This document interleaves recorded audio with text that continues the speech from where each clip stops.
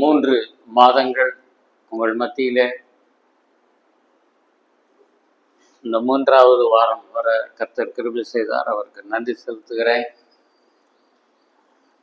ஆர்வமாய் வசனத்தை கேட்கிற உங்களை கர்த்தர் ஆசீர்வதிப்பாராக. ஆனால் தொடர்ந்து இப்படிப்பட்ட ஞாயிற்றுக்கிழமைகளிலே என்னால் வர முடியாது.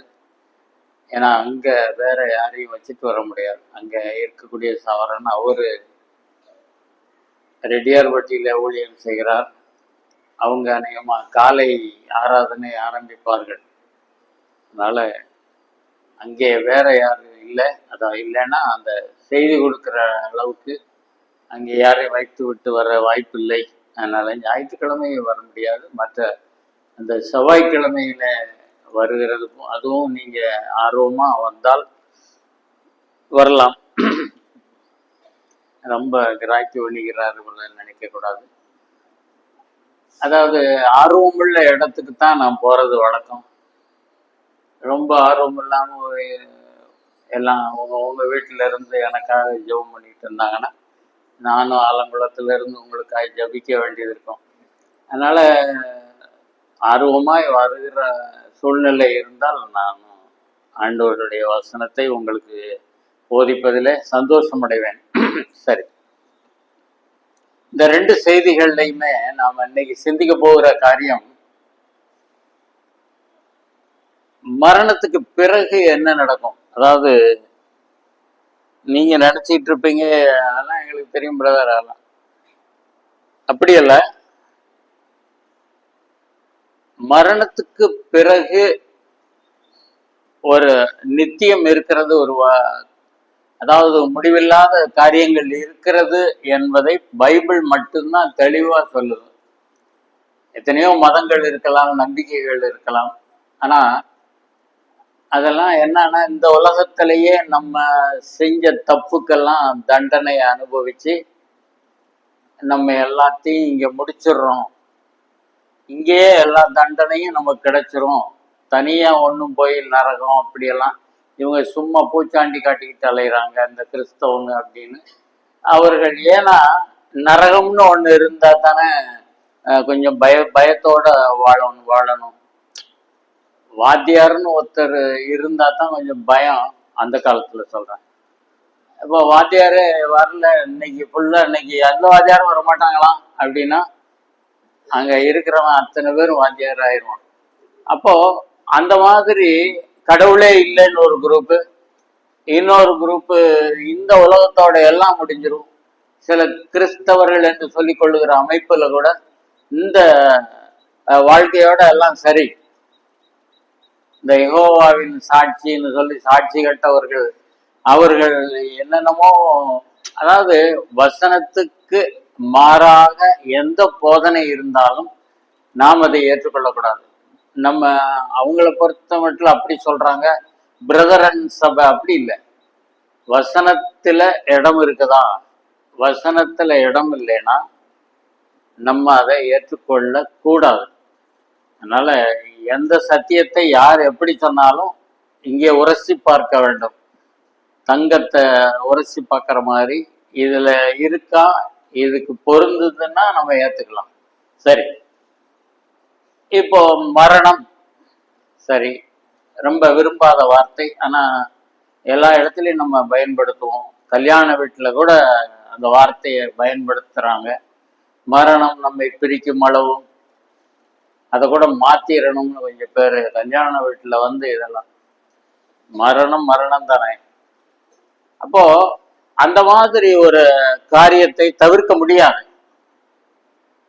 அதுக்கப்புறம் என்ன காரியங்கள் நடைபெறுகிறது, விசுவாசிக்கு என்ன நடக்கிறது, அவிசுவாசிக்கு என்ன நடக்கிறது. ஆவின்னு சொல்றாங்க, ஆவிகள் நடமாடுகிறது.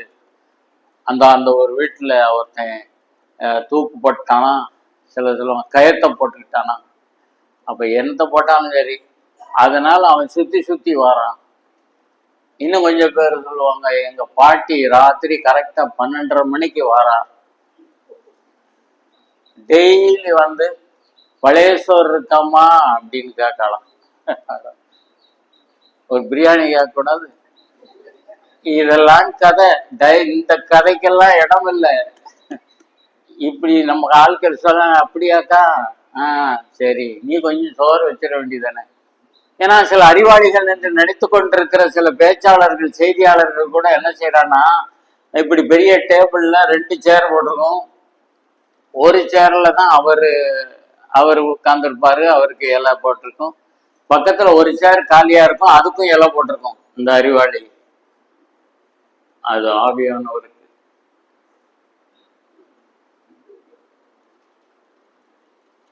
ஸ்வீட் பாக்ஸ் வாங்குவான், தீபாவளிக்கு வாங்குறானோ, பொங்கலுக்கு சக்கரை பொங்கல் வைக்கிறானோ, அதுல எல்லாரும் வச்சிருவாங்க.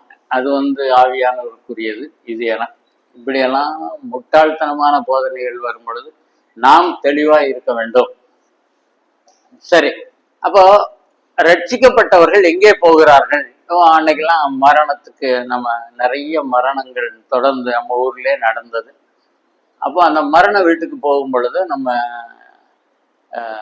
என்ன நினைக்கிறோம்? இங்க பைபிள்ல என்ன சொல்லியிருக்கு? பாதாளத்துக்கு போகிறார்கள். இந்த பாதாளம்ங்கிற வார்த்தையை மறந்துடக்கூடாது. பாதாளம்ங்கிற வார்த்தை பழைய ஏற்பாட்டிலையும் இருக்கு, புதிய ஏற்பாட்டிலையும் இருக்கு.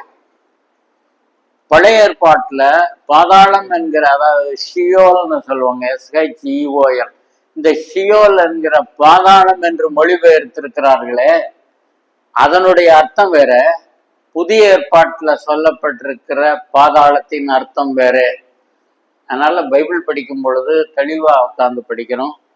அப்போ பழைய ஏற்பாட்டுல பாதாளம் என்று வரும் பொழுது, இப்போ ஒரு உதாரணத்துக்கு சொல்றேனே, ஆதியாகமம் 37. இந்த வாய்ப்பு இருக்கிறவங்கள சில காரியங்களை குறிச்சு வச்சுக்கலாம். எத்தனை பேர் இங்க செய்து கொடுக்குறாங்க. சிலர் ஒருவேளை மனசுலயே நாங்கெல்லாம் ரெக்கார்ட் பண்ணிக்கிடுவோம், அது ஒரு நாள் டெலீட் ஆகாது.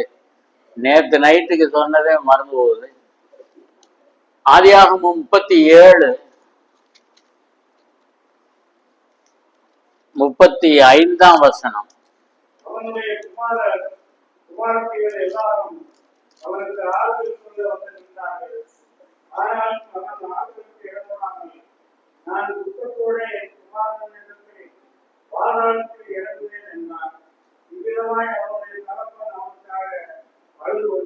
போதும். யாருடைய குமாரர்? யாக்கோபுடைய குமாரர். யார் இறந்து போயிட்டான்னு நினைக்கிறாரு தகப்பன்? யோசேப்பு செத்து போயிட்டான்னு சொல்லி இவங்க ஏமாத்துறாங்க. ஐயோ, என் மகனை இப்படி மிருகம் கொன்று போட்டுச்சு. அப்போ பழைய ஏற்பாட்டுல நீங்க தவறா புரிஞ்சுக்கிட்டோட, பழைய ஏற்பாட்டு பரிசுத்தவான்கள்லாம் இந்த பாதாளத்துக்கு போவாங்க, அப்படி இல்லை. பழைய ஏற்பாட்டுல பாதாளம் என்கிற வார்த்தை கல்லறை என்கிற அர்த்தத்திலே சொல்லப்பட்டிருக்கிறது. கல்லறை. அப்போ அந்த கல்லறையிலே நான் போக வேண்டுமே, அந்த வார்த்தையை பார்த்தீங்களா? இப்ப நம்ம வாசிச்சதுல அவனுடைய குமாரர் குமாரத்திகள் எல்லாரும் அவனுக்கு ஆறுதல் சொல்ல வந்து நின்றார்கள். ஆனாலும் அவன், அதாவது யாக்கோபு, ஆறுதலுக்கு இடம் கொடாமல் நான் துக்கத்தோடு என் குமாரனிடத்தில். அப்ப யோசேப்பும் எங்க இருக்காரு?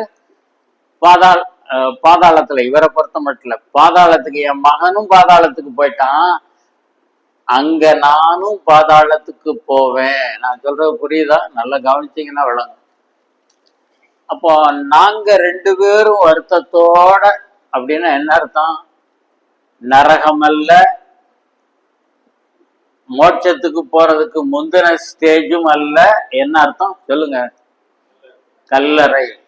இப்போ பழைய ஏற்பாட்டுல பாதாளம் பாதாளம் பாதாளம்னு வர்ற இடமெல்லாம் கல்லறையை குறிக்கிறது. நான் துக்கத்தோட நான் பாதாளத்துக்கு போவேன். இன்னொரு வசனம் 139ஆம் சங்கீதம் 139 8ஆம் வசனத்தை வாசிங்க. 119:8.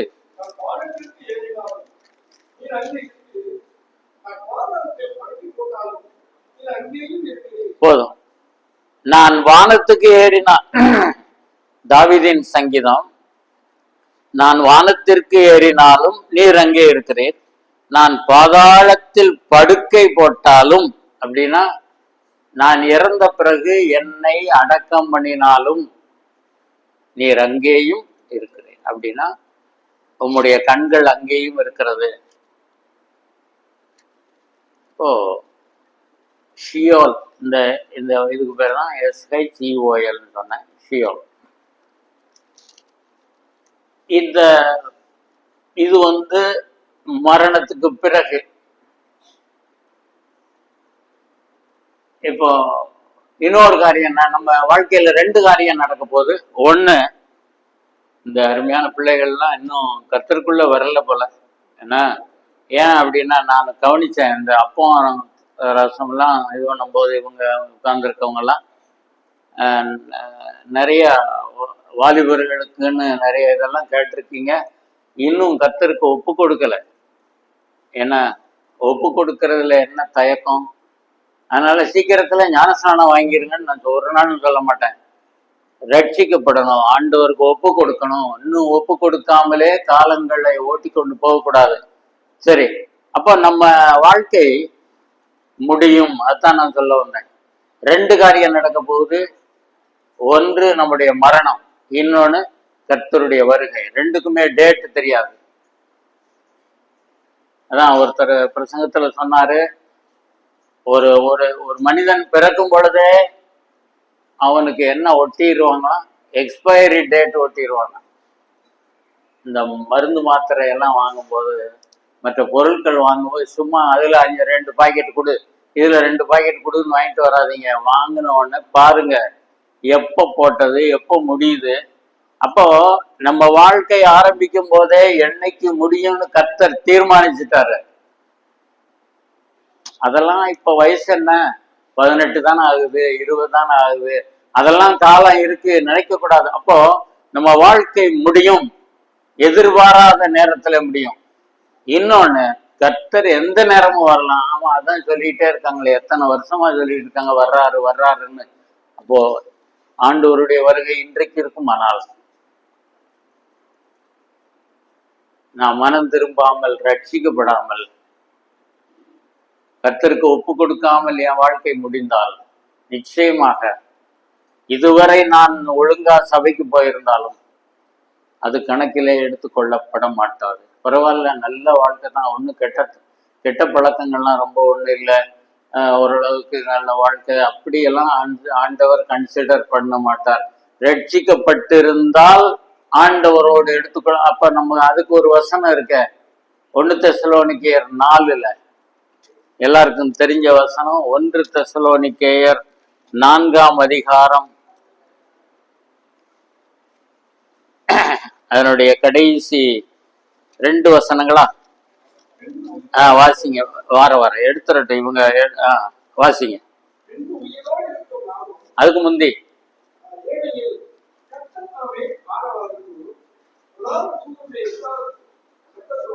பிரதான தூதனுடைய சத்தத்தோடும்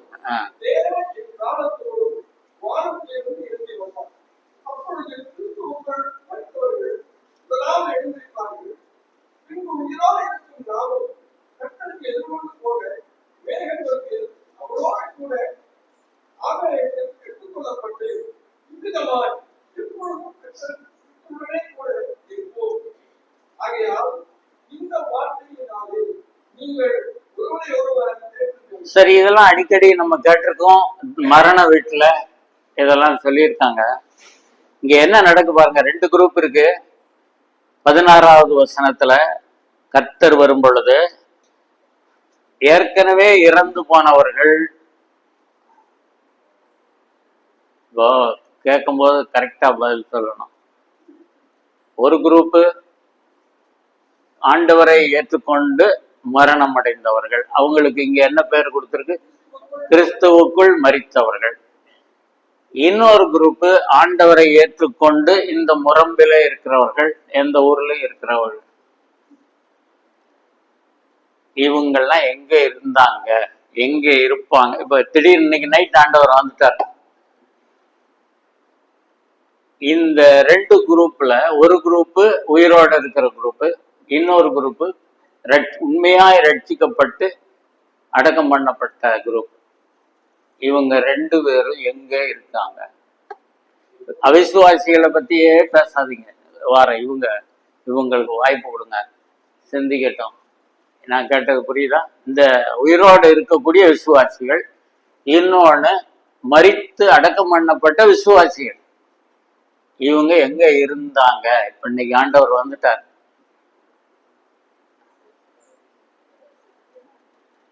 சொல்லுங்க. மத்திய வானத்துல. நான் கேட்டது இந்த ரெண்டு குரூப்பும், ஒரு குரூப்பு முரம்புல இருக்குது, நம்ம இங்க இருக்கிறதுனால சொல்றோம். இன்னொரு குரூப்பு மரணம் அடைஞ்சு அடக்கம் பண்ணியாச்சு. நீங்க பிரிச்சு சொல்லணும். அது பிரிச்சு சொல்லிட்டீங்கன்னா பிரச்சனை வராது. ஏற்கனவே மரணம் அடைந்தவர்களுடைய உடல் எங்க இருக்கும்? இப்போ ஒரு வார்த்தை சொன்ன, ஷியால், பாதாளத்திலே இருக்கும். நான் சொல்றது தப்பா புரிஞ்சுக்க கூடாது. அவங்களுடைய ஆத்மா அல்ல, ஆவி ஆத்மா அல்ல, உடம்பு மட்டும். அந்த பழைய ஏற்பாட்டினுடைய வார்த்தையை பயன்படுத்தினால் பாதாளம். பழைய ஏற்பாட்டுல அப்படித்தான். பாதாளம்ங்கிறது யார் மரணம் அடைந்தாலும் அவங்க உடம்பு அடக்கம் பண்ணப்படும், அதுல ஒன்றும் பிரச்சனை இல்லை. அப்ப இவர்கள் இருப்பார்கள், பூமிக்கு அடியில் இருக்காங்க. அவங்க முதல்ல எந்திரிப்பாங்களா? நம்ம இப்ப திடீர்னு இப்ப திடீர்னு கர்த்தர் வந்துட்டாரு, இப்பவே வந்துட்டாருன்னு வைங்க, அப்போ நம்மளுடைய நிலைமை என்ன? அவங்க உள்ள இருக்காங்க, அவங்களுடைய உடம்பு மட்டும். நம்ம இங்க இருக்கிறோம். ஆண்டவர் இப்ப வந்துட்டாரு. இந்த வசனத்தின்படி கிறிஸ்துவுக்குள் மரித்தவர்கள் முதலாவது எழுந்திருப்பார்கள். அப்போ அவங்க உடம்பு இங்க மண்ணுக்குள்ள இருக்கு, அது இருக்கோ இல்லையோ நல்லா இட்டு போயிருக்கும், எல்லாமே பூச்சி அரித்து போயிருக்கும். அதுதான் நம்ம மூடையா உப்பு கொட்டுறோம். எதுக்கு உப்பு கொட்டினா கூட கொஞ்ச நாள் தாக்கு பிடிக்குங்கிறது தான் உப்பு உள்ள போடுறது. அப்போ உடம்பு எல்லாருடைய சரீரமும் அடக்கம் பண்ணப்படும். அந்த ஆவியும் ஆத்மாவும் எங்கே போகும்? இப்போ நான் கேட்கறது உங்களை ரொம்ப குழப்புற மாதிரி இல்லைன்னு நான் நம்புறேன். இப்ப நம்ம ரட்சிக்கப்பட்டவங்க மரணம் அடைந்தவுடன் அடக்கம் பண்ணிட்டு வந்தாச்சு, அவங்க எங்க போனாங்க? அப்படி வந்தாலும் கொஞ்சம் தெளிவா இருக்கும் உங்களுக்கு. பரதீசா? பரதீசு எங்க இருக்கு? இந்த சொல்லணும்ல நம்ம. அதுதான் நான் என்னுடைய கடைசி செய்தினா இந்த 3 மாசத்துல கடைசி செய்தி. அதனால ஒரு மாதிரியா பேசுறாரு. சரி, என்ன நான் இப்ப என்ன கேட்டேன்? இந்த அதாவது நம்ம மரணம் அடைந்தால், இப்ப அன்னைக்கு சகோதரனுடைய அம்மா இறந்துட்டாங்கன்னு நம்ம எல்லாம் இருந்தோம், அவங்க உடம்பதான் அங்க வச்சிருந்தோம். ஆனா அந்த அம்மா எங்க போனாங்க?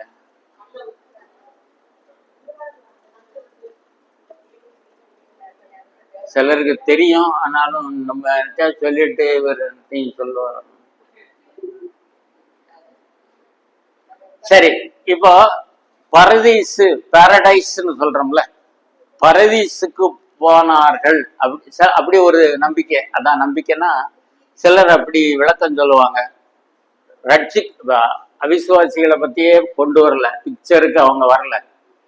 விசுவாசிகள் மரணம் அடைந்தவுடன் அவங்க அப்படின்னா அவங்க உடம்புல ஆவி ஆத்மா எங்கே போகும்?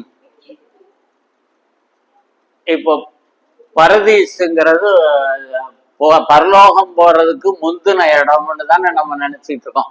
பரலோகம் போறதுக்கு முன்னாடி ஒரு டெம்பரரியா ஒரு பாரடைஸ்ல இருப்பாங்க. பரதீசுன்னா என்ன அர்த்தம்? முதல்ல ஒரு ஒரு அழகான தோட்டம்னு அர்த்தம் அந்த வார்த்தைக்கு. ஏதேன் தோட்டத்தை கூட பரதீசுன்னு சொன்னாங்க. ஆபிரகாமுடைய மடியை கூட அப்படி சொன்னாங்க. அப்போ பரதீசுங்கிறது ஒரு மனம் கவர் தோட்டம், அழகான தோட்டம்ங்கிற அதனுடைய அர்த்தம். அப்ப இந்த பரதீசுல போய் இருப்பாங்களா? எது வரைக்கும்? கர்த்தர்னு வரல, கர்த்தர் வருகிற வரைக்கும், இதுவரைக்கும் கர்த்தருக்குள் மரித்தவர்களுடைய ஆவி ஆத்துமா பரதீசுல இருக்குமா அப்படின்னு ஒரு சந்தேகம் வரும். அதுக்கு சில வசனத்தை வாசித்துட்டு நம்ம வரலாம். ஆண்டவர் இரண்டு கள்ளர்கள் ரெண்டு பக்கம் அடிக்கப்பட்டார்கள். அப்போ ரெண்டு கள்ளருமே அவரை நிந்திச்சாங்களா? ஒரு கல் பாருங்க, இங்க நான் சண்டை இங்க மூட்டி விட்டேன்னா இவங்களுக்குள்ள இன்னும் மோதிட்டு இருக்காங்க பாருங்க. ஒரு சிலர் சொல்றாங்க இல்ல 2 பேர் தான், இல்ல ஒரு ஆள். அங்க உள்ளவங்க ஒண்ணு சொல்ல மாட்டாங்க. அப்போ 2 பேரும் ஆண்டவரை நிந்திச்சாங்களா?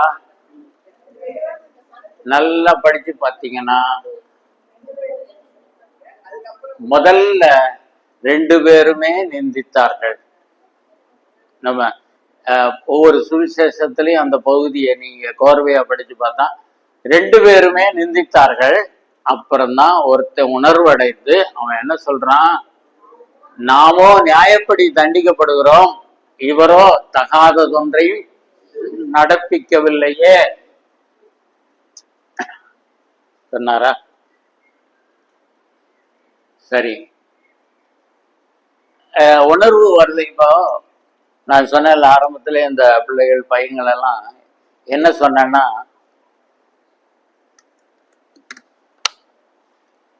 எத்தனை கூட்டத்தை அட்டன் பண்ணியிருக்கீங்க, எத்தனை யூத் கான்ஃபரன்ஸ் போயிருக்கோம், வாலிபருக்கான விசேஷித்த செய்தியெல்லாம் கேட்டிருக்கோம். கேட்டுட்டு ஒரு கண்ணாடியை பார்க்கறது போல முகம் பார்த்துட்டு அவ்வளவுதான், அப்புறம் போயிடுறோம். ஒரு ஒப்பு கொடுக்கிறேன், ஒரு நல்ல தீர்மானம் எடுக்கிறேன்னு எடுக்கல. இந்த 2 பேரும் நிந்திச்சாலும் ஒருத்தன் உணர்வடைகிறான், மனம் திரும்புகிறான். அவன் சொல்றான், ஏண்டா இப்படி சொல்ற, நமக்கு இந்த தண்டனை வேணும், இந்த தண்டனை அவசியம்னு உணர்றான். அதான் ஒரு விசுவாசிக்கு வரணும். நான் உண்மையாய் தண்டிக்கப்பட வேண்டியவன், ஆண்டவரிடத்துல பாவம் இல்லை, நான் தான் பாவி. இந்த உணர்வு என்னைக்கு வருதோ அன்னைக்கு தான் அவன் ரட்சிக்கப்படுவான். அப்போ இந்த உணர்வு வந்தவன ஒருத்தன் சொல்றான், ஆண்டவரை பார்த்து என்ன சொன்னான்,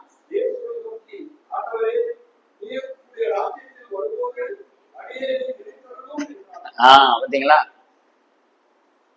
ஆண்டவரே உம்முடைய ராஜ்யத்தில் வரும்போது என்னைய நினைச்சுக்கோங்க ஆண்டவரே அப்படின்னா, நானும் நீங்க இருக்கிற இடத்துக்கு வரணும். அது அந்த பகுதியை சொல்லுங்க. எந்த லூக்கா? அதை எடுங்களேன். லூக்கா 23:42 அந்த 40 இருந்தே வாசிங்க.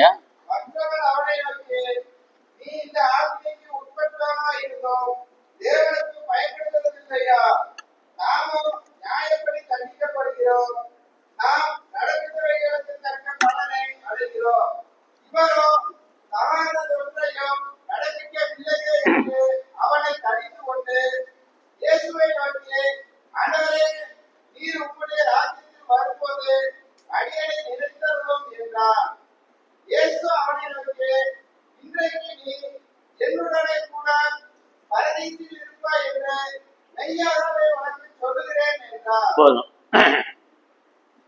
ஆண்டவர் எங்க போனாரு? கர்த்தர் மரித்தது உண்மை. அவர் மரிக்க போற நேரம் இன்னொருத்தனை பிடிச்சி சிலுவையில் அடிச்சு விட்டாங்கலாம் நிறைய கதை சொல்றாங்க. அது நமக்கு தேவையில்லை. ஆண்டவர் ஜீவனை கொடுக்கிறேன் பிதாவே, நாவி உங்களுடைய கையில் ஒப்பு கொடுக்கிறேன்னு மரணம் அடைந்தது உண்மை. அப்போ அவர் சொல்றாரு, இன்னைக்கு நீ என் கூட எங்க இருப்ப? ஆண்டவர் பரதீசுக்கு போனாரா? பிதாவின் சமூகமாகிய மோட்ச இடத்துக்கு போனார், மோட்சத்துக்கு போனார். ஏன்னா நான் இந்த பகுதியை எடுத்ததுக்கு காரணம், இது நம்ம தெளிவாக இருக்க வேண்டிய அவசியம் இருக்கிறது. பரலோகத்துக்கு போனாருன்னா அப்போ பரதீசுக்கு போறேன்னு சொல்றாரு. பரதீசுக்கு தான் போறாரு, பரலோகத்துக்கு தான் போறாரு, எதை எடுத்துக்கிட. சரி, இப்போ அதனால என்ன புரிஞ்சுக்கிறோம்னா, பரதீசு என்று இங்கே சொல்லப்படுகிற காரியம் பரலோகத்தை குறிக்கிறது, மறந்துட வேண்டாம். அது என்ன ஒரு பிரச்சனை காரணம் தெரியுமா? அவர் உன்னதங்களிலிருந்து இறங்கி சிறைப்பட்டவர்களை சிறையாக்கி கொண்டு பரலோகத்துக்கு ஏறி போனார். 2 பாதாளம் இருந்தது, மேல் பாதாளம் கீழ் பாதாளம். அந்த அதனுடைய ஒரு கம்பார்ட்மெண்ட்ல அவரை ஏற்றுக்கொண்டவங்க இருந்தாங்க, அவங்களையெல்லாம் கூட்டிட்டு போயிட்டாரு. ஆண்டவர் உயிர் தெழுந்து போகும்போது கூட்டிட்டு போயிட்டாரு. மற்றவங்க இருக்கிறாங்க. அந்த ஒரு அர்த்தம் ஒரு வசனத்துக்கு சொல்றாங்க, எபேசியர்ல வருது. இப்ப நம்ம அதனால அந்த பகுதிக்கு இப்ப போக வேண்டாம். ஏன் அப்படி சொல்றேன்னா, அது முடிஞ்சு போச்சு. அவங்க கூற்றுப்படி சரின்னாலும் கர்த்தர் உயிர் தெழும் போது கர்த்தர் அழைச்சிட்டு போயிட்டாரு அப்படிங்கிறத சொல்றாங்க. இப்ப நம்ம சிந்திக்க வேண்டியது, இப்போ ரட்சிக்கப்பட்ட ஒவ்வொருவரும் மரணம் அடையும் பொழுது பரதீசுல போய் தங்குறது இல்லை. இந்த ரோமன் கத்தோலிக்கர்கள் ஆர்சி நம்பிக்கையில உள்ளவங்க என்ன சொல்லுவாங்கன்னா, மோட்சமும் இல்லாம நரகமும் இல்லாம நடுவுல ஒரு பர்கேட்டரின்னு ஒண்ணு இருக்கு, உத்தரிப்பு ஸ்தலம். நீங்க கொஞ்சம் உங்களை சரி பண்ணுவீங்க, கொஞ்சம் கொஞ்சம் சரி பண்ண வேண்டி இருக்கு, கொஞ்சம் பிரச்சனைகள் இருக்கு. எது அந்த பிரச்சனையெல்லாம் எப்ப சரி பண்ணிக்கலாமா? ஆண்டவர் வர்ற வரைக்கும் அந்த இடத்துல இருந்து சரி பண்ணிக்கலாமா? இந்த மாதிரி எல்லாம் யாராவது உபதேசம் பண்ணா ஏத்துக்காதீங்க. அப்போ சரி பண்ணுகிறதற்கான இடைப்பட்ட இடம் என்று எதுவுமே இல்லை. நான் பேசுறது புரிஞ்சா லேசா இப்படி ஆட்டுங்க போ, அதனால ஒன்றும் கழுத்து சுழுக்காது. நானே ஏன்னா புரிஞ்சதா புரியலையான்னு எனக்கு ஒண்ணுமே புரியல. அப்ப எதுக்கு இதெல்லாம் சொல்றேன்னா, நம்ம தெளிவா இருந்தா தான் நம்ம 4 பேருக்கு சொல்ல முடியும், நம்ம பிள்ளைகளுக்கு சொல்ல முடியும், மற்றவர்களுக்கு சொல்ல முடியும். அப்போ இடைப்பட்ட ஸ்தலம் என்று எதுவுமே கிடையாது. நம்ம ஒருவேளை சில தப்புக்களோட அல்லது மனம் திரும்பாத நிலைமையில போனா கூட அதுல நம்ம இருந்து சரிப்படுத்திக்கிட்டு போலாங்கிற மூட நம்பிக்கையெல்லாம் இன்றைக்கும் போய்த்து கொண்டிருக்கிறார்கள். இப்போ நம்ம இங்க வருவோம். அப்போ பரதீசில் இருப்பாயின்னு ஆண்டவர் சொன்னது பரலோகத்தை குறிக்கிறது. இன்னொரு சந்தர்ப்பம், ஒருத்தர் 3வது வானத்துக்கு போறாரு, தெரியும்ல? யாரு? பவுல பேதுருவா? சரிதானா? சரி, 2 கொரிந்தியர்ல பாருங்க, 2 கொரிந்தியர் 12ஆம் அதிகாரம்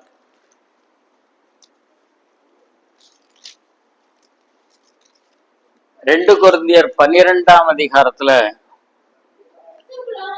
வர இதுல கொஞ்சம் ஒரு நிமிஷம். இதுல ஒருத்தர் சொல்றாரு, அவரு தன்னை யாருன்னே சொல்லாம, எனக்கு ஒரு ஆளை தெரியும், அந்த ஆள் ஒரு 14 வருஷத்துக்கு முன்னாடி 3ஆம் வானம் வரைக்கும் எடுத்துக்கொள்ளப்படுது. அடிக்கடி நம்ம இங்கேயே சொல்லியிருக்கோம், 1 வானம், 2வது வானம், 3வது வானம், இல்லையா? 1 வானம்ங்கிறது பறவைகள் பறக்கக்கூடிய அளவுக்கு உரிய வானம். அதுக்கு மேல அதுக்கு அட்மாஸ்பியர் இருக்காது, அதாவது காற்று வளிமண்டலமே இருக்காது, சுவாசிக்க முடியாது. அதுக்குள்ள அது வரைக்கும் தான் உயர உயர கழுகு பறந்தாலும் அந்த ரேஞ்சை விட்டு தாண்டாது. அது 1 வானம். 2வது வானம் என்பது பால்வெளி மண்டலம், கிரகங்கள் அந்த இதெல்லாம் இருக்குல்ல, அந்த பால்வெளி மண்டலம்ங்கிறதான் 2ஆம் வானம். 3வது வானம் பரலோகம். அப்ப இவர் போன இடம் எது? பரலோகத்துக்கு நான் எடுத்துக்கொள்ளப்பட்டேன். கூட முந்தி சொன்னிருக்கல, சிலர் நரகத்துக்கெல்லாம் போயிட்டு வந்திருக்காங்க. சில ஊழியர்கள், கனம் தேவ ஊழியர்கள்லாம் போய் நரகத்தை பார்த்துட்டு அங்க போனா அப்படிதான் அழுகுறாங்களாம், ஓன்னு ஒப்பாரி வச்சு அழுகுறாங்களாம். நீயும் அழுதியான்னு கேளுங்க அப்படிப்பட்டவங்க. அப்போ போயிட்டு நல்ல வேளை திரும்பிட்டாங்க. அப்ப அந்த மாதிரி எல்லாம் சும்மா அப்ப உங்களுக்கு ஆண் பார்ப்பீங்கல்ல, எப்போ இவன் பெரிய ஆளா இருப்பார் போல் இருக்கப்பா, நரகத்துக்கே போயிட்டு வந்துட்டார் மனுஷன். என்னங்க அப்படியெல்லாம் சும்மா அங்க என்ன டவுன் பஸ் விட்டுருக்கான் இங்க இருந்து நரகத்துக்கு போறதும் இவங்க வாரதும். அப்போ இந்த மனுஷன் தன்னைத்தான் சொல்றாரு, இதை எழுதின பவுல் சொல்றாரு, நான் போனேன்னு சொல்லாம ஒரு மனுஷன் எனக்கு தெரியும், அவர் போனாரு 3ஆம் வானம் வரைக்கும் போனாரு. அங்க அந்த 3வது வானத்துக்கு பேர் என்னமோ சொல்றாரு, 3வது வசனத்துல ஒரு வார்த்தை போட்டிருக்க, 12ஆம் அதிகாரம் 3வது வசனத்துல அந்த மனுஷன் அது என்ன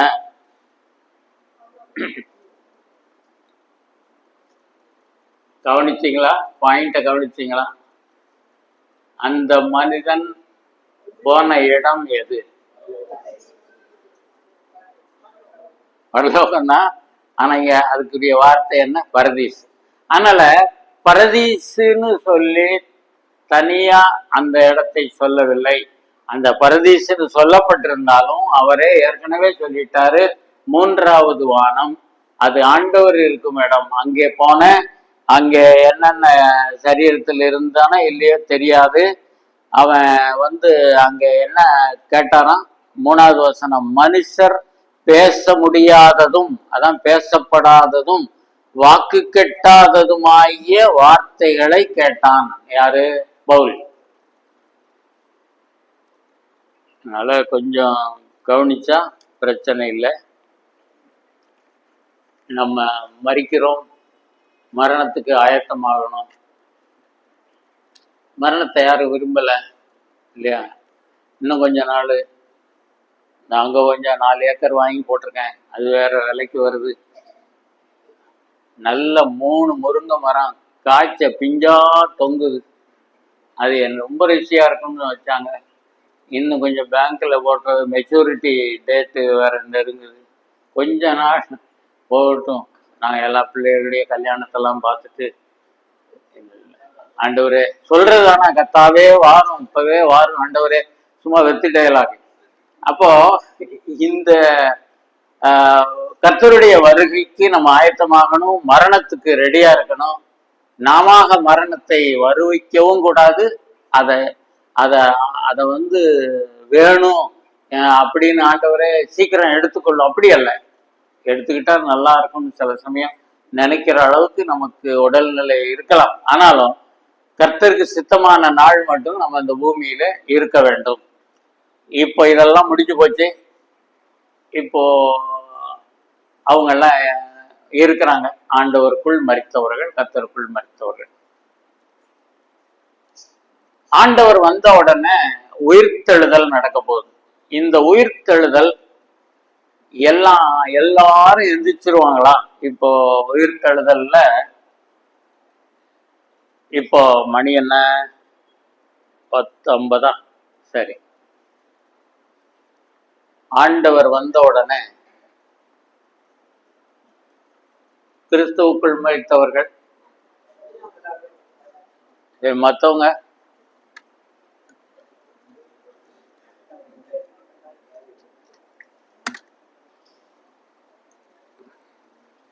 பழைய ஏற்பாட்டு பரிசுத்தவான்கள் எல்லாம் என்ன ஆச்சு? அவங்க கிறிஸ்துவுக்குள் மரிக்கலையே.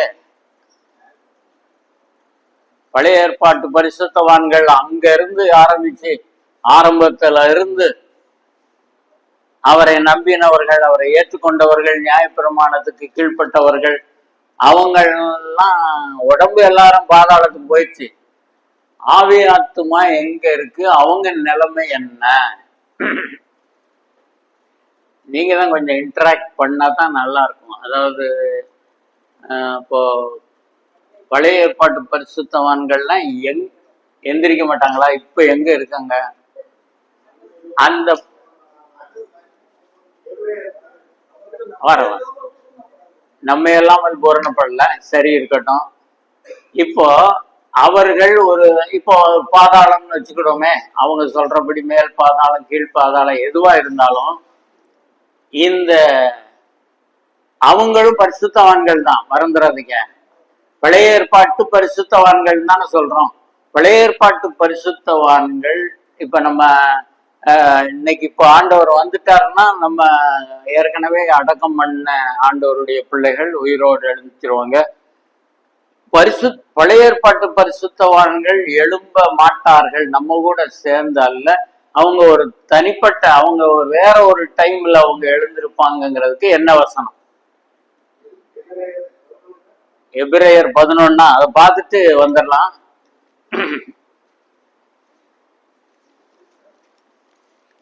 சிலர் யோசிப்பாங்க, செத்தா தூக்கி போட்டு போவாங்க, இதுக்கு இவ்வளவு பெரிய ஆராய்ச்சி.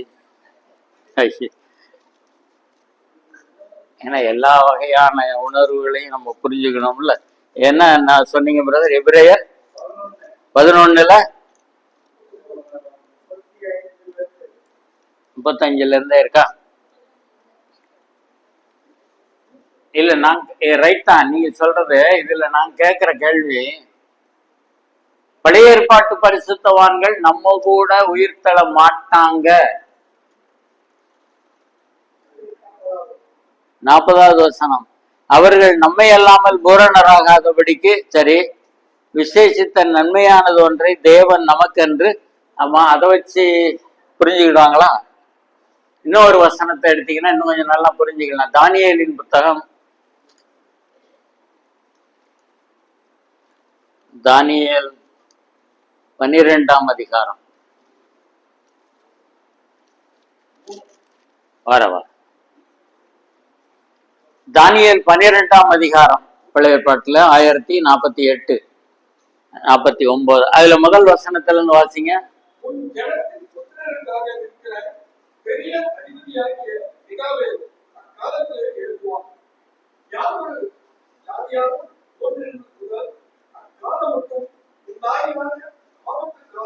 ஒரு நிமிஷம் வெயிட் பண்ணுங்க.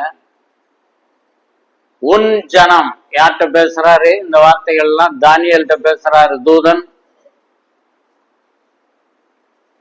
ஆண்டவர் பேசுறாரு. உன் ஜனத்தின் புத்திரருக்காக அப்படின்னா பழைய ஏற்பாட்டு பரிசுத்தவான்களுக்காக பெரிய அதிபதியாகிய மிகாவேல், மைக்கிள்னு சொல்றோம், மைக்கிள் மிகாவேல் அக்காலத்திலே எழும்புவான். இந்த வார்த்தையை நல்லா கவனிங்க. யாதொரு ஜாதியாரும் தோன்றினது முதல் அக்காலம் மட்டும் உண்டாயிராத ஆபத்து காலம் வரும். அதுக்கு சுருக்கமா ஒரே வார்த்தையில சொல்லுங்க, உபத்திரவ காலம். சரியா? சரி, இப்ப இருக்கட்டும். உபத்திரவ காலம் சிலர் வந்தாச்சுன்னு சொல்றாங்க. வீட்டுல அடிப்படி சண்டை வந்த உடனே ஒரே உபத்திரியமா இருக்கக்கூடாது, உபத்திரவ காலம் வந்தாச்சு போல் இருக்கு, அதெல்லாம் இன்னும் வரல, இன்னும் சண்டை போட்டுக்கிட்டு இருக்காங்க. ட்ரம்பு சொல்றாரு, சில ட்ரம்முங்கிறாங்க அவரை, ஏன்னா மழைக்கு தண்ணி பிடிச்சி வச்ச ஞாபகத்துல என்னோட ட்ரம்மு. அப்ப அவர் என்ன சொல்றாரு, நான் 8 நாடுகளை நான் தான் இது பண்ணி வச்சேன், எனக்கு தான் பிரைஸ் கொடுக்கணும், வேற யாருக்கோ பிரைஸ். சரி, இப்ப இதெல்லாம் உபத்திரவ காலம் இல்லை, இதுக்கும் இது வேற, உபத்திரவ காலம் என்பது வேற. அப்ப இதுவரைக்கும் வந்துடாத உபத்திரவ காலம் வரும். இப்ப பாருங்க, இப்ப பாயிண்ட் விட்டுறக்கூடாது. முதல் வசனத்துல அக்காலத்திலே, எக்காலத்தில, உபத்திரவ காலத்தில புஸ்தகத்தில் எழுதியிருக்கிறவர்களாக, புஸ்தகத்தில் எழுதியிருக்கிறவர்கள் தான் அங்க பரலோகம் போவாங்க அப்படின்னு வெளிப்படுத்தல இருக்கா. இதை விட்டுறாதீங்க, இந்த பக்கத்தை அதை பார்த்துட்டு இங்க உடனே வந்துருவோமே. வெளிப்படுத்தல ஜீவ புஸ்தகத்தில் பெயர் எழுதப்பட்டவனாக காணப்படாதவன் எவனோ அப்படின்னு வருதுல்ல. வெளிப்படுத்தல் 20, வெளிப்படுத்தல் 20ல அந்த 12ஆம் வசனத்தை வாசிங்க. மன்னிக்கணும், இல்ல, அதுல இருந்தே ஆரம்பிக்கு. புஸ்தகங்கள் திறக்கப்பட்டன. 15ஆம் வசனம் மட்டும் வாசிங்க.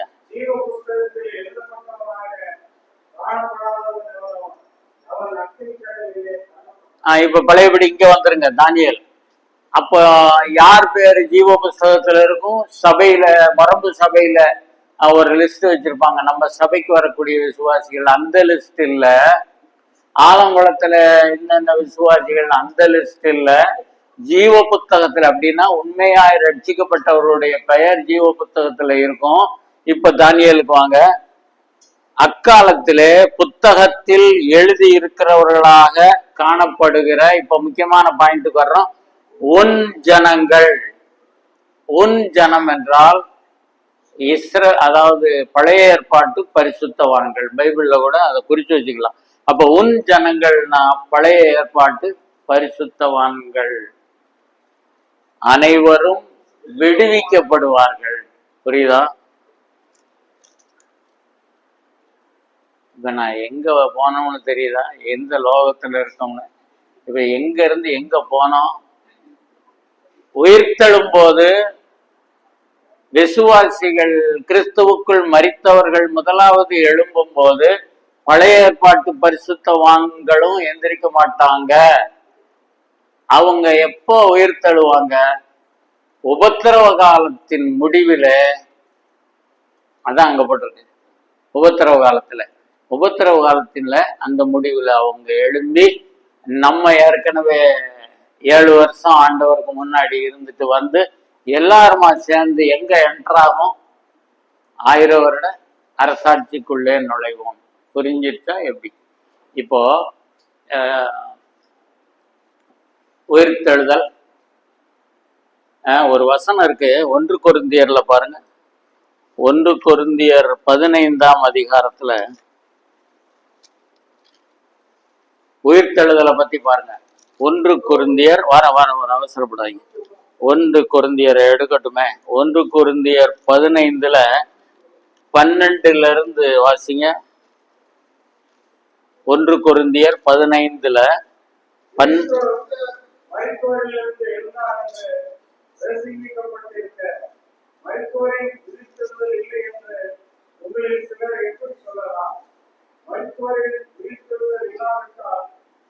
இப்ப இருக்கட்டும். இப்ப நீங்க வாசிக்க வேண்டியது 23 வாசிங்க. 23ஆம் வசனம். இந்த வசனத்தை நீங்க எத்தனை தடவை படிச்சிருப்பீங்க? யோசிச்சீங்களா இதுக்கு அர்த்தம் என்னன்னு? அவனவன் தன் வரிசையிலே உயிர்ப்பிக்கப்படுவான். அப்படின்னா வரிசையா அந்த ஆர்டர் படி, அந்த ஆதாமில இருந்தோ அல்லது கிறிஸ்துவுக்கு அப்புறம் அந்த ஆர்டர் படி உயிர்ப்பிக்கப்படுவானா? அதுக்கு அதிலே விளக்கம் இருக்கு பாருங்க. அவனவன் தன் வரிசையிலே உயிர்ப்பிக்கப்படுவான். முதல் பலன் யாரு? கிறிஸ்து தான் முதல்ல உயிர்த்தெழுந்தார். நீங்க உடனே நினைப்பீங்க, இதுக்கு முந்தைய யாரெல்லாமோ உயிர்த்தெழுந்தாங்களோ. நிறைய பேர் உயிர்த்தெழுந்தாங்கல்ல. கல்லறைகள் திறந்த, ஆண்டவர் இருக்கிற சமயத்திலே கல்லறைகள் திறந்தது, உயிர்த்தெழுந்தார்கள், பரிசுத்தவான்கள் உயிர்த்தெழுந்தார்கள். அவங்கெல்லாம் எப்படி? அவங்க பழையபடி மரணம் அடைஞ்சிருவாங்க. அவன் உயிர்த்தெழுந்தவன்லாம் பல்லவம் போனான்னு சொல்லலை. அப்போ முதற் பலனாக கிறிஸ்து உயிர்த்தெழுந்தார். இதான் வரிசை, அந்த ரிசரக்ஷன், அந்த உயிர்த்தெழுதல்ல வரிசையை பாருங்க. அதான் வரிசையில உயிர்ப்பிக்கப்படுவான் கிறிஸ்து முதல்ல.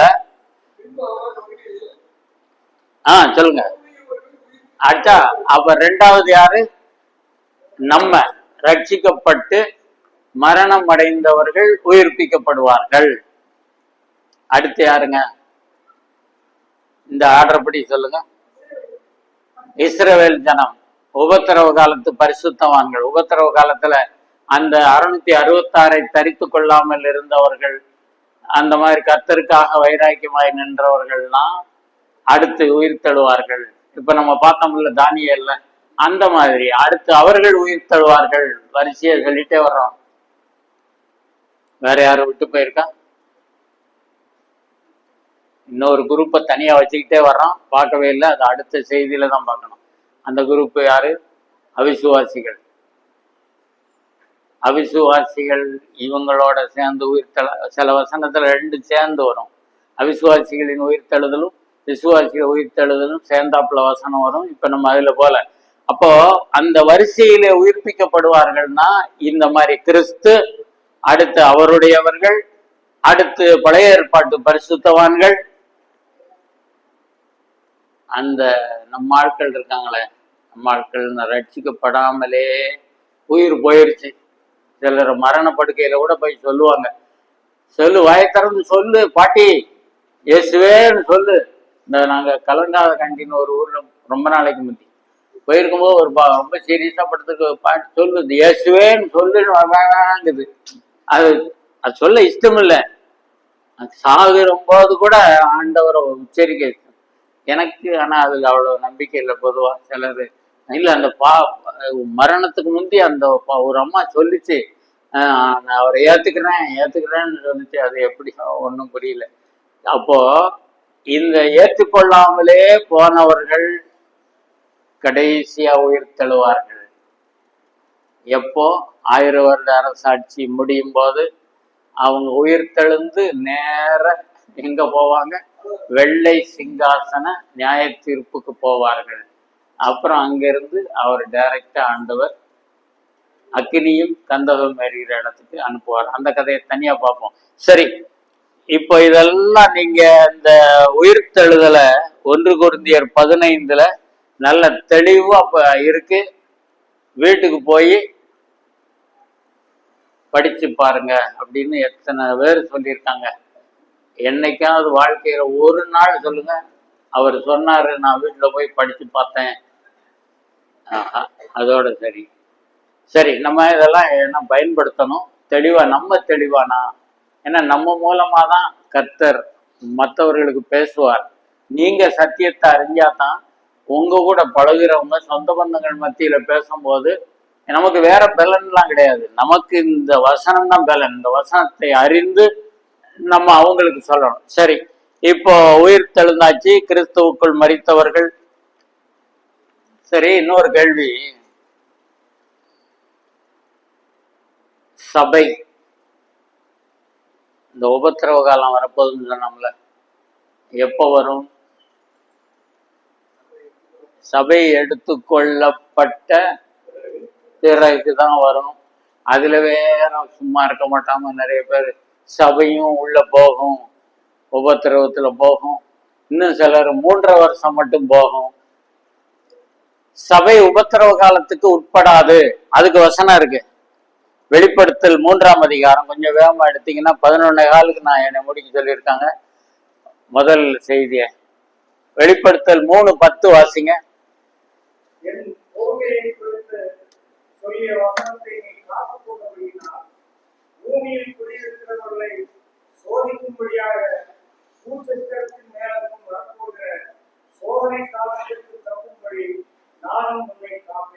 இது எந்த சபைக்கு எழுதியிருக்கு?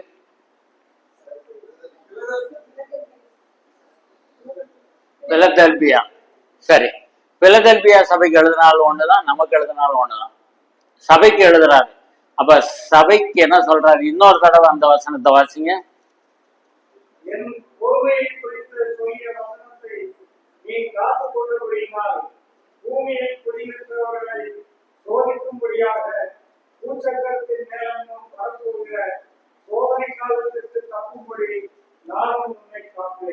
இந்த என்ன சோதனை காலம்? உபத்திரவ காலம். அப்ப உபத்திரவ காலத்துக்கு சபை உட்படாது, தப்புவிக்கப்படும். அதுக்கு இந்த வசனம் 1 தெசலோனிக்கேயர் 1ஆம் அதிகாரம். 1 தெசலோனிக்கேயர் 1. நல்லா தூங்குறாங்க 1-2 பேர். ஃபேனை பூரா ஆஃப் பண்ணுங்க. ஆமா, 2 பேரை நானும் ஆரம்பத்துல இருந்து பார்க்க முடிச்சிருவாங்கன்னு என்னைக்கு தான் நம்ம உணர்வோம். 1 தெசலோனிக்கேயர் 1:10.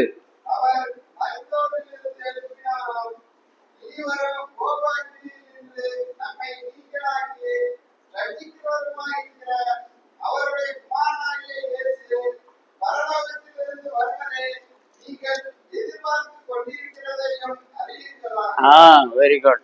அப்போ அறிவீர்களாக. இப்போ அதுல 1 தெசலோனிக்கேயர் 1:10 அவர் மரித்தோரில் இருந்து எழுப்பினவரும் இனி, நல்ல கவனிங்க, நமக்கு உபத்திரவ காலத்துக்குள்ள நமக்கு இடம் இல்லை, அங்க போக வேண்டிய அவசியம் இல்லை. இனி வரும் கோபாக்கினை எது? உபத்திரவ காலம். நரகம் இல்லை நமக்கு. நரகத்துக்கு என்ன பண்ணும்? இனி வரும் கோபாக்கினையின் என்று நம்மை நீங்களாக்கி ரட்சிக்கிறவருமாய் இருக்கிற அவருடைய குமாரனாகிய இயேசு பரலோகத்திலிருந்து வருவதை நீங்கள் எதிர்பார்த்து கொள்ளுங்கள். இந்த 4வது அதிகாரத்தை கூட வாசிச்சோம்ல, 1 தெசலோனிக்கேயர் 4 கூட 17 என்ன வாசிச்சோம்? 1 தெசலோனிக்கேயர் 4 பின்பு நான் வாசிக்கேன். உயிரோடு இருக்கும் நாமும் கர்த்தருக்கு எதிர்கொண்டு போக மேகங்கள் மேல் அவர்களோட கூட ஆகாயத்தில் எடுத்துக்கொள்ளப்பட்டு இவ்விதமாய் எப்பொழுதும் ஏங்க மேல எடுத்துட்டு போன பிறகு எதுக்குங்க உபத்திரவ காலத்துக்குள்ள நம்ம போறோம்? புரியுதா? நான் பேசுறது தமிழ் தானே பேசுறேன். அப்ப மேல எடுத்துக்கொள்ளப்படுவாங்க, ரட்சிக்கப்பட்டவங்க எடுத்துக்கொள்ளப்படுவாங்கன்னு சொன்ன பிறகு ஆசையா இருந்தா போங்க, அவ்வளவுதான். வேற ஒண்ணும் பண்ண முடியாது. ஆசையா இருக்கவன் இன்னும் ஆசையா இருக்கட்டும், போய் சேரட்டும், அனுப்புங்க. எவன் உபத்திரவ காலத்துக்கு போனாலும் விடுங்க, போக முடியாத. அப்போ ரட்சிக்கப்பட்டவர்களுக்கு உபத்திரவ காலம் அல்லது சபைக்கும் உபத்திரவ காலத்துக்கும் சம்பந்தம் இல்லை. முடிஞ்சது. இப்போ நம்ம மேல போறோம்னு சொல்றோம்ல, ஆசையா இருக்கணும், சும்மா பேருக்கு சொல்லக்கூடாது. அப்ப நம்ம மேல போகும் பொழுது கர்த்தர் எடுத்துக்கொள்வார். கிறிஸ்துவுக்குள் மரித்தவர்களை கூட்டு போறாரு, உயிரோடு இருக்கும் ரட்சிக்கப்பட்டவர்களை கூட்டு போறாரு, எல்லாம் மேல ஆண்டவருக்கு முன்னாடி நிக்க போறோம். அப்பதான் பூமியில உபத்திரவகாலம் நடக்கும். 7 வருஷம் நம்ம 7 வருஷம் ஆண்டவருக்கு முன்னாடி நிக்க போறோம். காலெல்லாம் வலிக்காது. அப்ப ஆண்டவருக்கு முன்னாடி சந்தோஷமா அன்னைக்கு என்ன நடக்கும்? அந்த மேல போய் நிக்கிற அந்த இடத்துக்கு பேரு கிறிஸ்துவின் நியாயாசனம். அப்ப நம்ம போய் நிக்க போற இடம் கிறிஸ்துவின் நியாயாசனம். அதுக்கு பேர் நியாய தீர்ப்பு அல்ல. இன்னொரு வார்த்தை நான் பயன்படுத்தியிருக்கேன், அதுக்கு பேரு பீமா ஜட்ஜ்மெண்ட் அல்லது பரிசளிப்பு விழா. அதனால ரட்சிக்கப்பட்டவங்க ஒரு பிரச்சனையும் இல்லை, ஜாலியா ஹாயா வாழலாம். அப்படி ஒரு சில மென்டல் மாதிரி சிலர் அலைஞ்சிட்டு இருக்காங்க.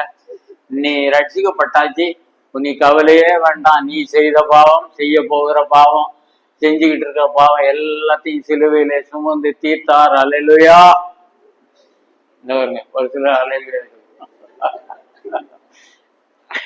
அப்போ jolly, be happy, enjoy your life, அவ்வளவுதான். வாழ்க்கையை அனுபவிப்பா. ஜாக்கிரதை, அந்த மாதிரி ஆட்கள் கிட்ட போகாதீங்க. அவங்ககிட்ட பேச்சு வச்சுக்கிட வேண்டாம். என்னன்னா என்ன, செலாம் போட்டாங்க, செலாம், அவ்வளவுதான், முடிஞ்சது. அப்போ நம்ம போய் நிற்கும் போது ஆண்டவருக்கு விசுவாசிகளை சொல்றேன், நம்மனா விசுவாசிகள் அங்கே போய் நிற்கும் பொழுது இங்க பூமியில உபத்திரவ காலம் நடக்கும். மேலே கர்த்தருக்கு முன்னாடி நிக்க போறோம், கிறிஸ்துவின் நியாயாசனம். அங்க முக்கியமான சில காரியம் நடக்கும். ரொம்ப முக்கியமா ஒண்ணு நடக்கும். கல்யாண வீட்டுல அதெல்லாம் சொல்லுவாங்க. இவ்வளவு பாயிண்ட் சொல்லியாச்சு. ஆட்டுக்குட்டியானவரின் கல்யாணம் வந்தது. அந்த எண்ணெய்க்கு அப்போ கல்யாணம் நடக்கும். நம்மெல்லாம் ஆண்டவருக்கு முன்னாடி நிற்கும். கல்யாணம்னா என்ன? மணமகனும் மணமகளும் இணைக்கப்பட போகிற, முகமுகமாய் பார்க்க போகிற அங்க மேல. அப்படின்னா மணமகனாகிய கிறிஸ்து மணவாளன் போட்டிருக்கு. கிறிஸ்து மணவாட்டி ஆகிய சபை ஒன்றாக சேர்ந்து சந்தோஷிக்கிற இடம். அப்புறம் இன்னொன்னு என்ன நடக்க போகுது? அங்க அவனவன் செய்த நன்மைக்காவது தீமைக்காவது தக்க பலன். அப்படின்னா பிரைஸ் கொடுக்க போறாங்க. இப்ப இந்த சின்ன பிள்ளைகள் மற்றவங்களுக்கு எல்லாம் போட்டி நடத்தி பிரைஸ் கொடுக்க போறாங்கன்னு வைங்க, எல்லாரும் சந்தோஷமா வருவாங்க. அப்ப அந்த மாதிரி நம்ம பரிசளிப்பு விழா தான் அங்க நடக்குமே ஒழிய தண்டனை என்கிற காரியம் அங்க இல்லை. அதனால இஷ்டப்படி இங்க வாழக்கூடாது. அங்க ஆண்டவருக்கு முன்னாடி போய் நிற்கும் போது எனக்கும் என்ன கிடைக்கணும்? எனக்கும் பிரைஸ் கிடைக்கணும். நானும் 4 பேருக்கு சொல்லி அவங்கள ஆண்டவருக்குள்ள கொண்டு வந்தேன். நான் கர்த்தருக்காய் கொடுத்தேன். இந்த பூமியில இருக்கிற வரைக்கும் நான் என்னால் இயன்றதை செய்தேன், ஆண்டவருக்காய் கொடுத்தேன், ஆண்டவருக்கு உண்மையா இருந்தேன். இதெல்லாம் அங்க வரும். பரலோகத்திலே பொக்கிஷங்களை சேர்த்து வையுங்கள்னா அதாங்க அர்த்தம். பூமியில சேர்க்கிறத விட அங்க சேர்த்து வைக்கிறது, அங்க வட்டி முதலுமான்னு சொல்றோம்ல, அந்த மாதிரி கர்த்தர் நியாயாசனத்துல நம்ம அது சம்பந்தமா ரெண்டு வசனங்களை வாசிச்சு இந்த செஷனை முடிச்சிருவோம். ரோமர் 14, ரோமருக்கு எழுதின நிருபம் 14ஆம் அதிகாரம் 14.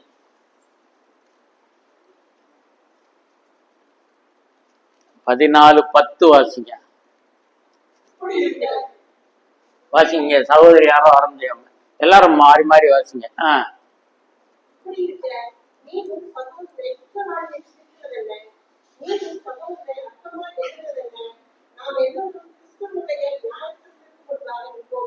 போதும். இதாங்க, நீ சகோதரன் நீ குற்றப்படுத்தலாம், அவன் பெரிய குற்றவாளி. நாம் கிறிஸ்துவின் நியாயாசனத்துக்கு முன்னாடி போய் நிக்க போறோம். அப்போ ஆண்டவருடைய பிள்ளைகளுக்கு ஆக்கினை தீர்ப்பு இல்லை.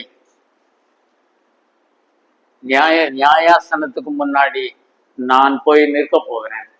ராஜாவுக்கு முன்னாடி போய் நான் நிக்க போறேன். 2 கொரிந்தியர் 5ஆம் அதிகாரம் 2 கொரிந்தியர் 5ஆம் அதிகாரம் 10ஆம் வசனம்.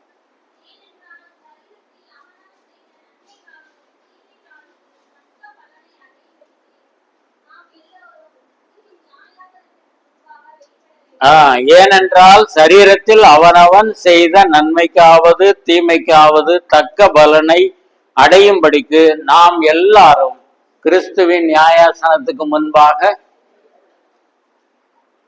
அதனால மறக்க வேண்டாம், இவ்வளவு காரியமும் நடக்குமா? நிச்சயமா நடக்க போகுது. அதனால நம்ம தெளிந்த புத்தி உள்ளவர்களாக இருக்க வேண்டும். என்ன பிரதர், என்ன எப்படி அங்க பரலோகத்துல அதெல்லாம் போனா தான் தெரியும் பிரதர், அப்படி இல்லை. இதுதான் நடக்கும், இப்படித்தான் நடக்க போகுது. நான் ஆயத்தமா நான் இருக்கணும். இந்த பூமியில வாழ்கிற வரைக்கும் என் ஆண்டவரை பிரியப்படுத்தி நல்லது உத்தமமும் உண்மையும் உள்ள ஊழியக்காரனே, நீ கொஞ்சத்திலே உண்மையா இருந்தாய், உன்னை அநேகத்தின் மேல் அதிகம். அப்போ இந்த பூமியில சின்ன பொறுப்பு கொடுத்தாலும், வீட்டுல நான் அடிக்கடி சொல்றேன்ல, இந்த நீங்க உள்ள நம்ம தம்பி மார்ட்ட 100 ரூபா நோட்டு கொடுத்து கடையில போய் வாங்கிட்டு சொன்னாங்களா?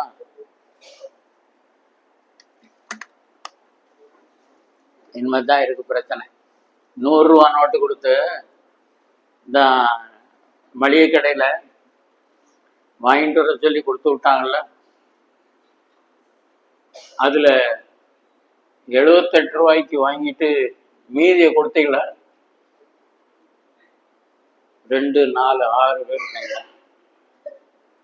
78, 100ல் 78 போனா எவ்வளவு? கால்குலேட்டர் இல்லையே. மீதி எவ்வளவு? 22 ரூபா திருப்பி கொண்டாந்து கொடுத்தீங்களா? அம்மா கேட்பாங்க, என்னடா ஆச்சு, நான் கொடுத்து விட்டேனே, எல்லாம் வாங்கினேன், எல்லாம் சரியா போச்சு. இல்லைம்மா இருக்கு, எனக்கு வேணும். சரி ரைட், அது ஒன்றும் பிரச்சனை இல்லை. அல்லது கமிஷன் பேசிஸ்ல நீங்க போயிட்டு வந்துடுறீங்க. அப்ப எதுக்கு இதெல்லாம் சொல்றேன்னா, சின்ன காரியத்துல கூட நம்ம உண்மை இல்லைன்னா ஆண்டவருக்கு முன்னாடி நிற்கும் போது, கிறிஸ்துவின் நியாயாசனத்துக்கு முன்னாடி நிக்க போறோம். ஆண்டவரே, 2 காரியம் நடக்க போகுது. ஒண்ணு என்னுடைய மரணம் எதிர்பாராத நிலைமையில வரும், இன்னொன்னு உம்முடைய வருகை. அதனால நான் இங்கே இருக்கும் போதே நான் ஆயத்தமாய் வாழ உதவி செய்யும் என்று கேட்போம். கர்த்தர் தாமே நமக்கு வேண்டிய பலனையும் கிருபைகளையும் தந்தருள்வாராக. அவருடைய நாமம் இன்றும் என்றும் மகிமைப்படுவதாக. ஜெபம். அன்புள்ள பிதாவை, கர்த்தாவை உம்மை நன்றியோடு துதிக்கிறோம். இவ்வளவு நேரமாக உம்முடைய வார்த்தைகளை தந்தீர், உமக்கு நன்றி ஆண்டவரே. எங்களை பலப்படுத்தும். எங்களால் ஒன்றும் முடியாது, நீரே உதவி செய்யும். உடைய வசனம் எங்களை எச்சரிக்கும் போது கீழ்ப்படிய உதவி செய்யும் ஆண்டவரே. கீழ்ப்படிதலின் ஆவி எப்பொழுதும் காணப்பட உண்மை உள்ளவர்களாய் நாங்கள் வாழ்ந்து கிறிஸ்துவின் நியாயாசனத்துக்கு முன்பாக நிற்க வேண்டுமே என்கிற சிந்தையிலே நாங்கள் முன்னேறி செல்ல கிருபை செய்யும். வந்திருக்கிற ஒவ்வொருவரையும் ஆசீர்வதித்தரணும். எங்கள் கர்த்தரும் மறுமலர்ச்சிகரமா இயேசு கிறிஸ்துவின் மூலம் மிகவும் மனத்தாழ்மையுடன் கெஞ்சி கேட்கிறோம் பிதாவே.